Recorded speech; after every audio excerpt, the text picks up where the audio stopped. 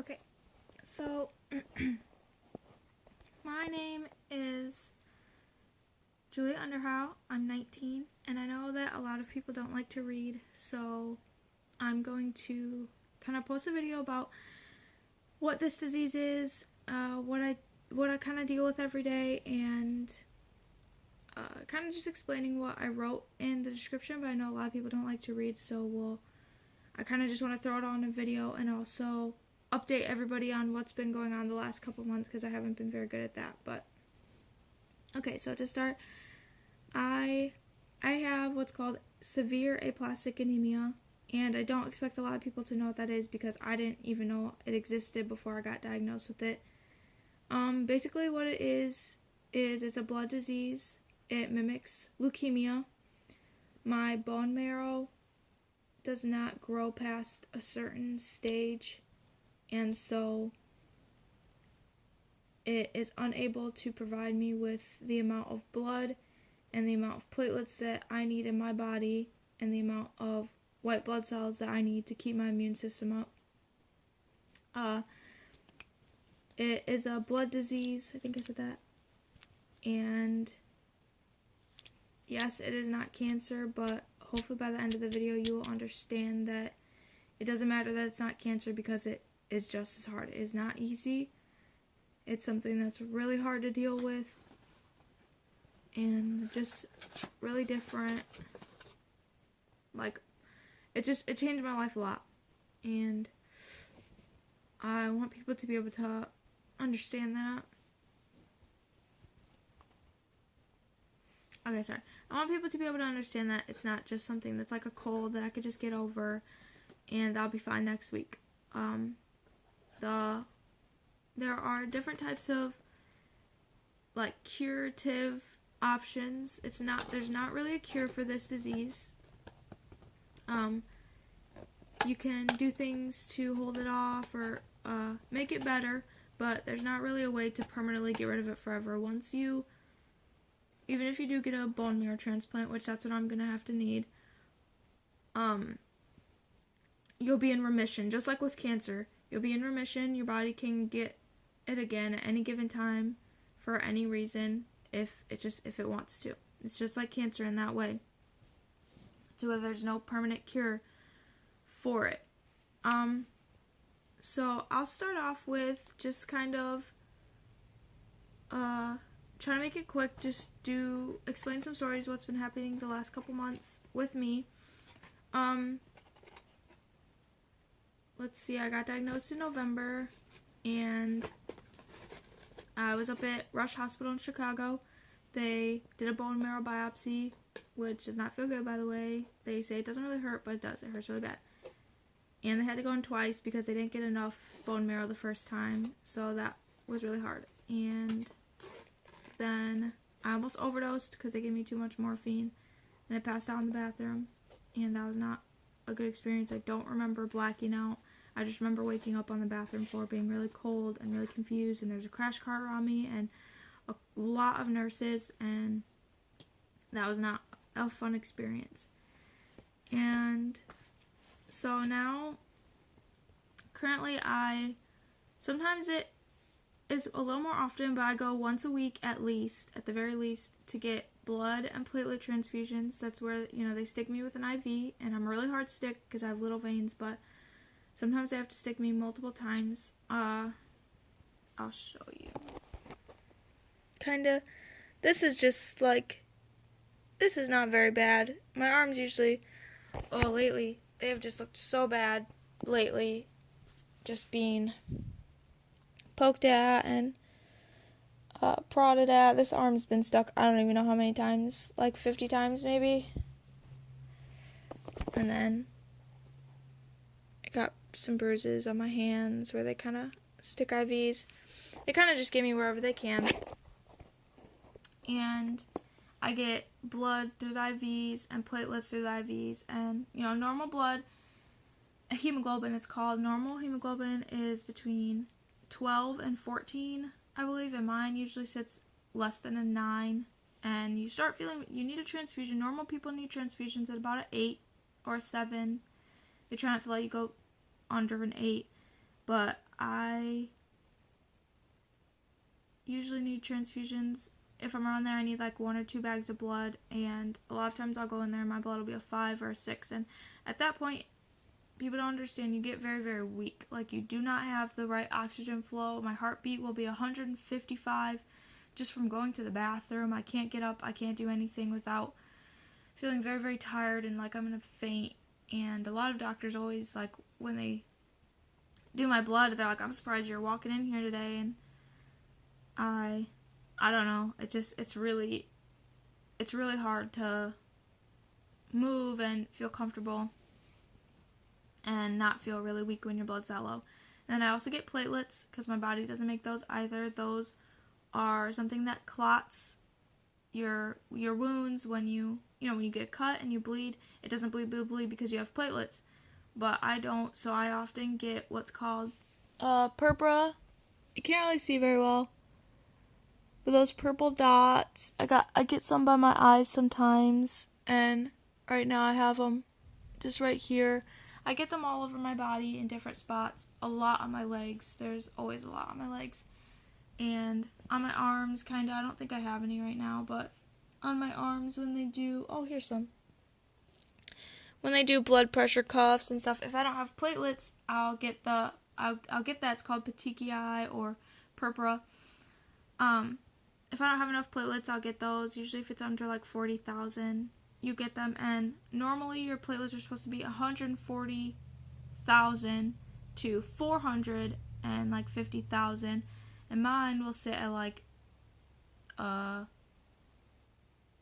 30,000, or they're supposed to be in the 100,000s. Mine sits very, very low. One time it was at a 1,000, and my gums were all bloody, my lips were bloody, and just everything that I had, like, just purple bruises everywhere. And it is not.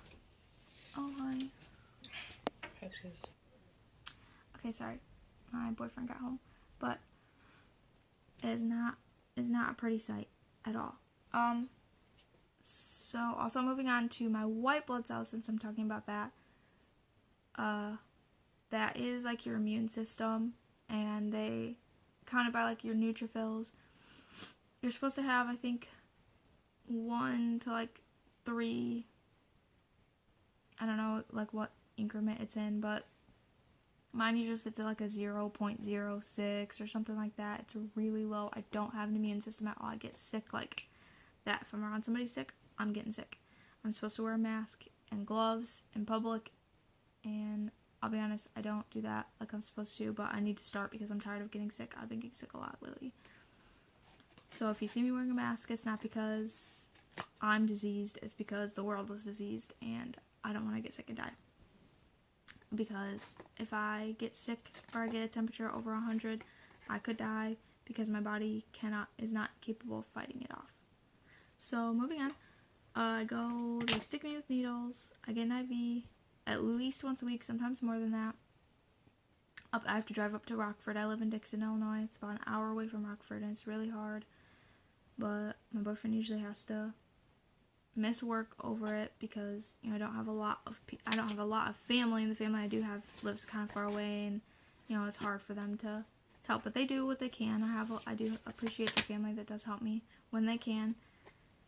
And anyways, I go up to Rockford and I get blood transfusions and I get platelet transfusions. All depends on my levels, but I need platelets every single time because my platelets just drop. And my hemoglobin is usually, I need it every 2 weeks. I need a couple bags of blood. And they can't do anything for the white counts. They have shots, but since I'm getting a bone marrow transplant, the shots, actually, if you plan on taking them over long periods of time, you're not supposed to, because they can make your immune system worse. They can actually damage your bone marrow more than help it. So I do not do anything for the white blood cell, just try to take preventative pills and take precautions, wash my hands, keep things clean.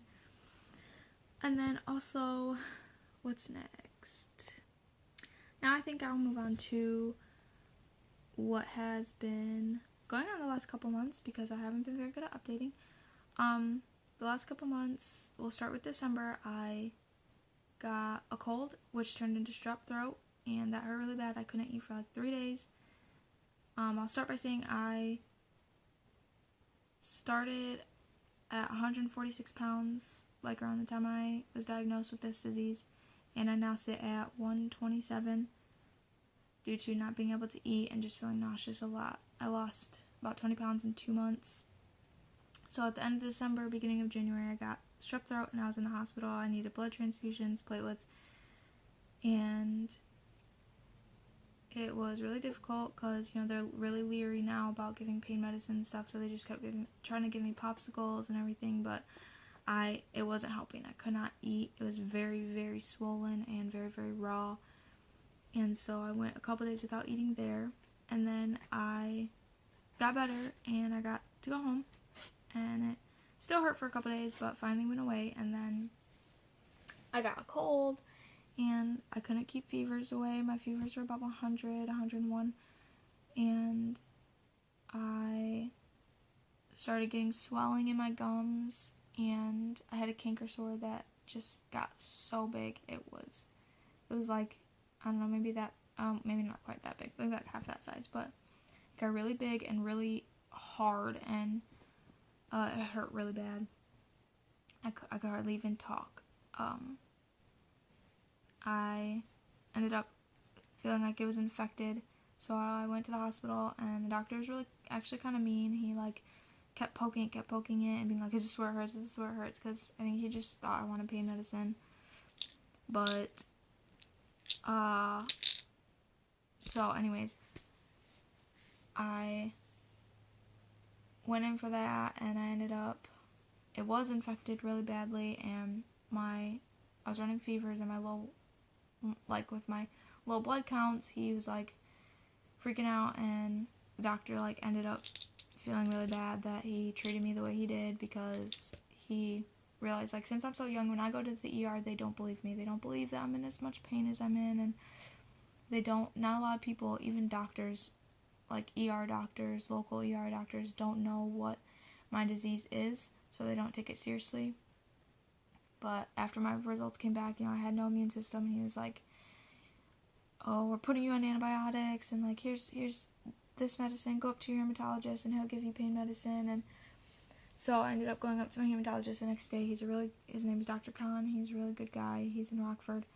He's a really great doctor. He's a cancer doctor and a blood doctor, and he's really sympathetic, and he gave me a prescription for pain medicine, which is very, very helpful, because I don't like pain medicine, but I take it when I need to. If I need to eat, I'll take it for my mouth to help me feel better. But moving on, after that one, I got, what happened after that? I started getting fevers, yeah. I got out of the hospital, I had an infection. That lasted about 2 weeks. That was horrible, and it finally went away on the antibiotics and everything, and I was able to eat again.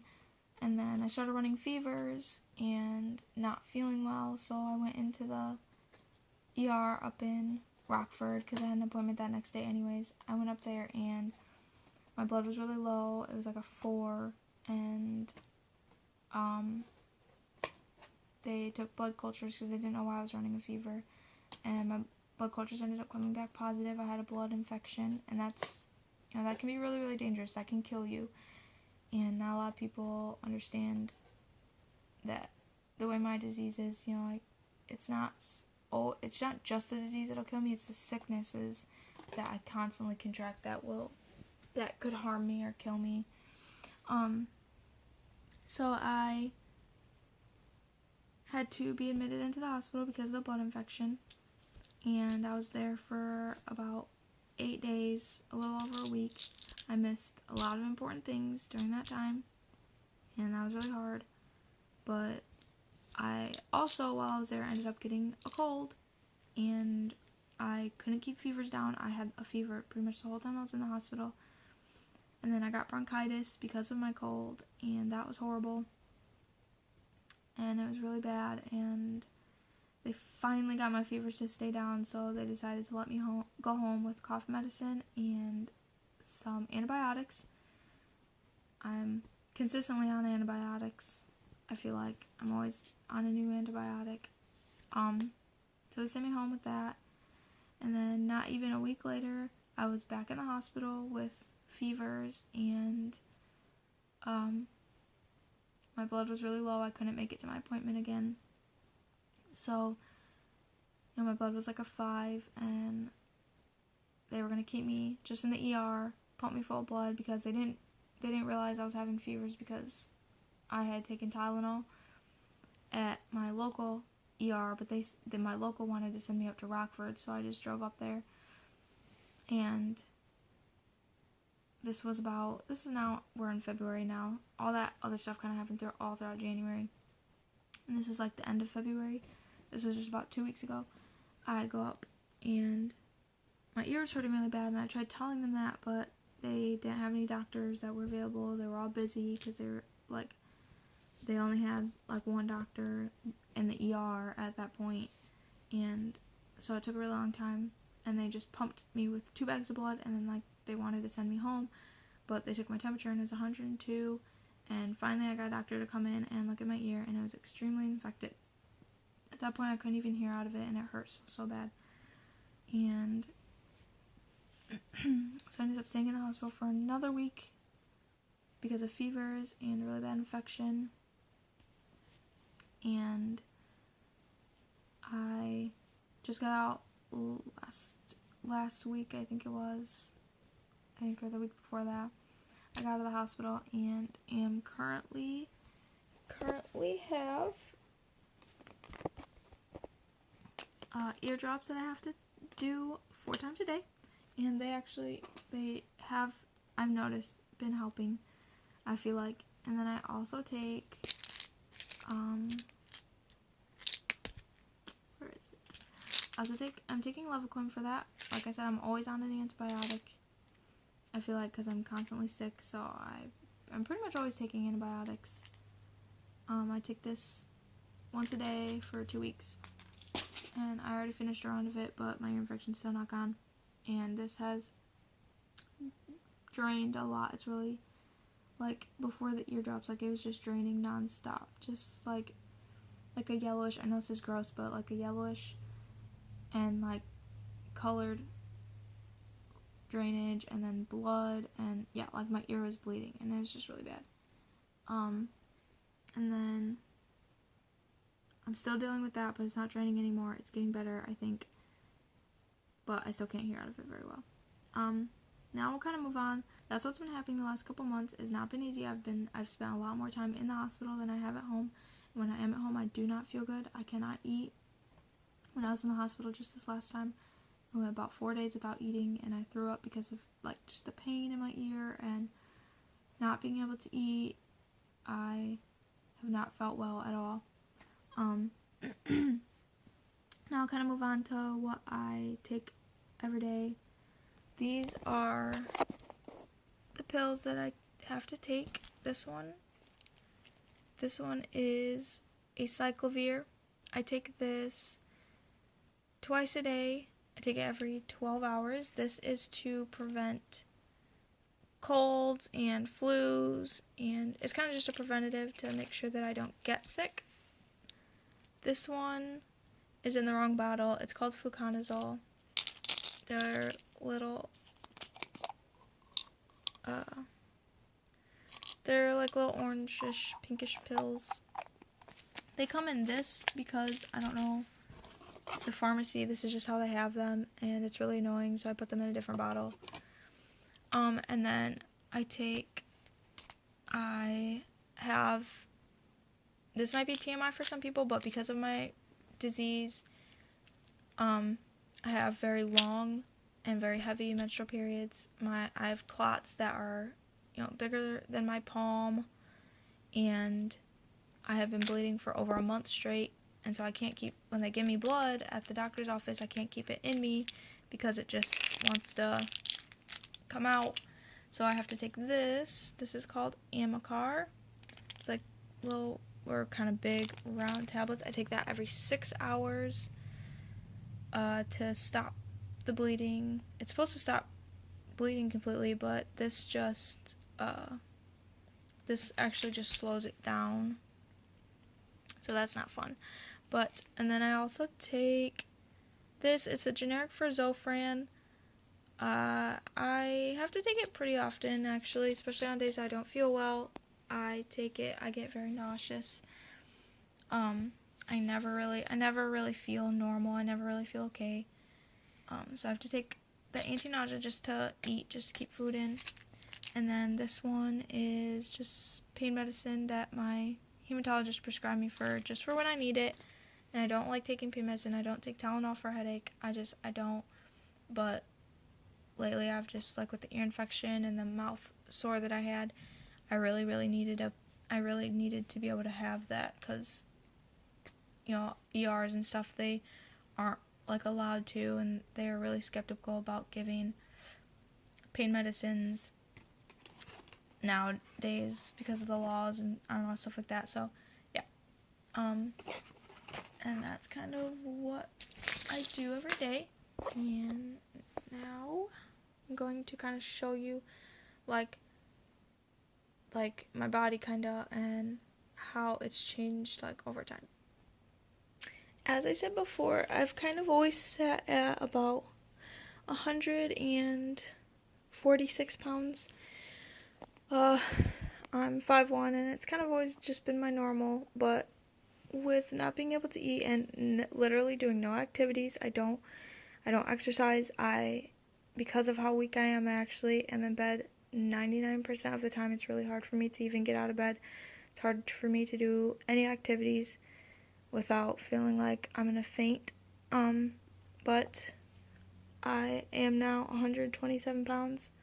I've lost a lot of weight, and you can tell, especially if you knew me before. My arms are a lot smaller.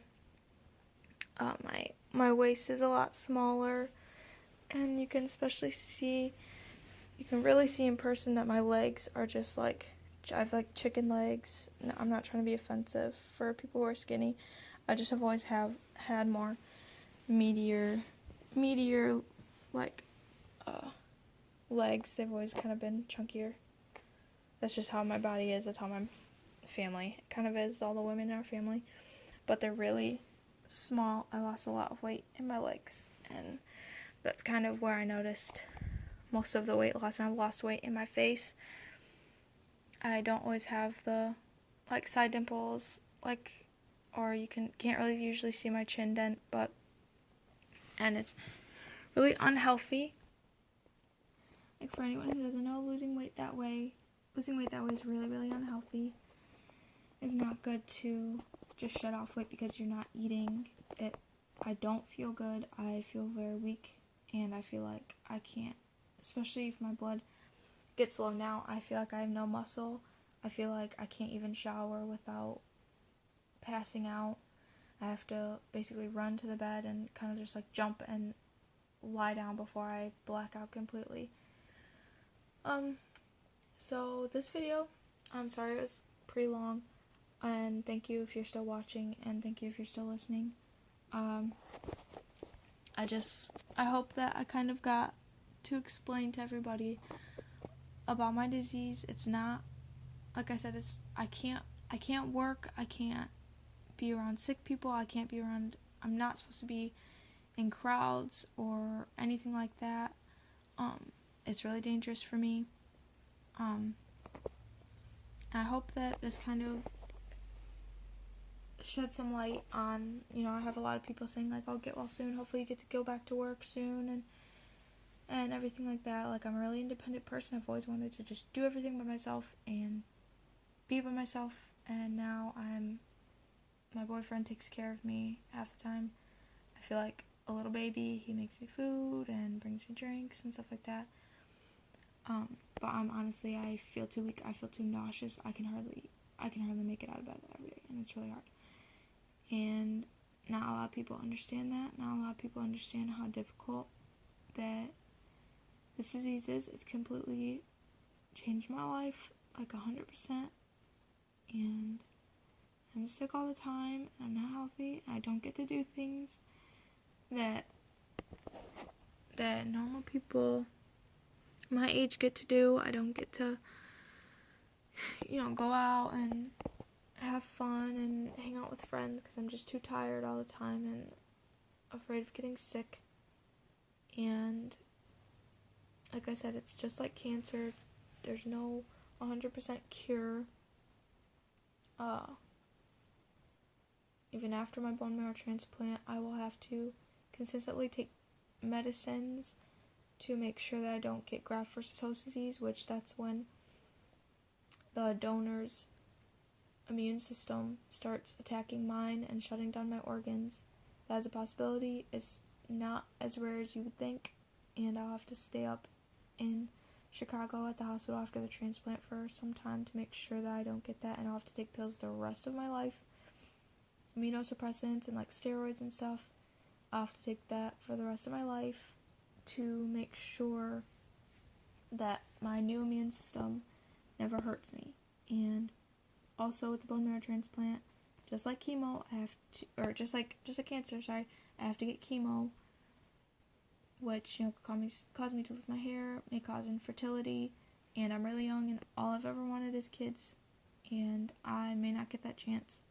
So I just want people to understand the extent of my disease and to understand that it's not just something that is going to go away, or it's not just something that's going to get better.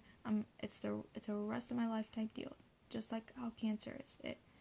It is forever. I will never completely get rid of my severe aplastic anemia. So, yeah, hopefully, I'm sorry this was long. Thank you for watching it, and hopefully this got to explain to people and update people on how I've been doing and what I've been doing. I tried to stay positive, and I do understand that when people say, like, get well and stuff like that, I do know that they're coming from a good place, and I really appreciate it. And I appreciate any donations that are given to me for my medical expenses, and I appreciate the prayers, and I appreciate the shares. And thank you to everybody who watched this till the end. Thank you.